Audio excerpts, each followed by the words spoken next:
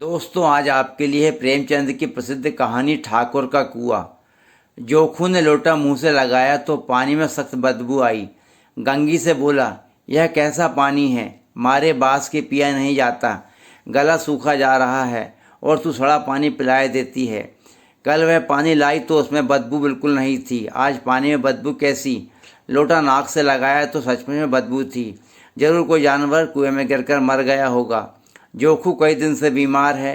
कुछ देर चुप रहने के बाद बोला, अब तो मारे प्यास के रहा नहीं जाता, ला थोड़ा पानी नाक बंद करके पी लूँ। गंगी ने पानी ना दिया। खराब पानी से बीमारी बढ़ जाएगी इतना जानती थी, परंतु यह नहीं जानती थी कि पानी को उबाल के देने से उसकी खराबी जाती रहती है। गंगी ने कहा, कुएं से मैं दूसरा पानी लाए देती हूँ। जोखू ने आश्चर्य से उसकी ओर देखा। पानी कहाँ से लाएगी? ठाकुर और साहब के दो कुएं तो हैं, क्या एक लोटा पानी ना भरने देंगे? गरीब का दर्द कौन समझता है? हम तो मर भी जाते हैं तो कोई द्वार पर झांकने नहीं आता है। इन शब्दों में कड़वा सत्य था। रात के 9 बज रहे थे। थके मांदे मजदूर सो चुके थे। ठाकुर के दरवाजे पर 10-5 बेफिक्रे जमा थे। मैदानी बहादुरी का तो जमाना नहीं रहा था, न मौका था। कानूनी बहादुर की बातें हो रही थी। इसी समय गंगी कुएं से पानी लेने पहुंची। धुंधली रोशनी कुएं पर आ रही थी। गंगी जगत की आड़ में बैठी मौके का इंतजार करने लगी। गंगी का विद्रोही दिल रिवाजी पाबंदियों और मजबूरियों पर चोट करने लगा।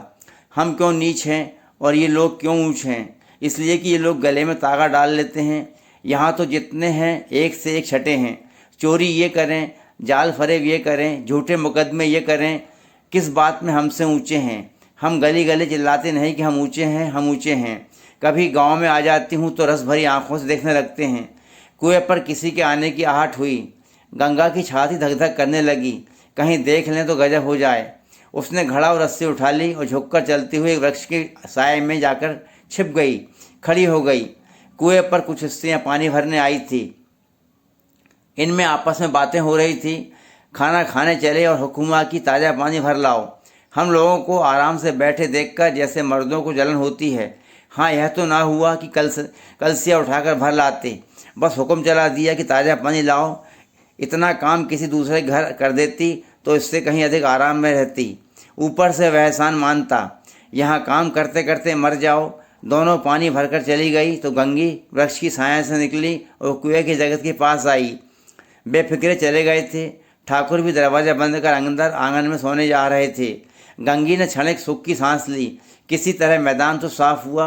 अमृत चुरा कर लाने के लिए राजकुमार किसी जमाने में गया था, वह भी शायद इतनी सावधानी से और समझबूझ कर ना गया हो। गंगी दबे पांव कुएं की जगत पर चढ़ी। विजय का ऐसा अनुभव उससे पहले कभी नहीं हुआ था। उसने रस्सी का फंदा गले में डाला, घड़े में डाला, दाएं बाएं चौकन्नी दृष्टि से देखा, जैसे कोई सिपाही रात को शत्रु के किले में सुराग कर रहा हो।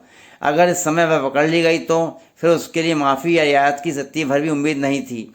अंत में देवताओं को याद करके उसने कलेजा मजबूत किया और घड़ा कुएं में डाल दिया। घड़े ने पानी में गोता लगाया, बहुत ही आहिस्ता, जरा भी आवाज़ न हुई। गंगी ने 2-4 हाथ जल्दी जल्दी मारे, घड़ा कुएं के मुख तक आ गया। कोई बड़ा शहजोर पहलवान भी इतनी तेजी से न खींच सकता था।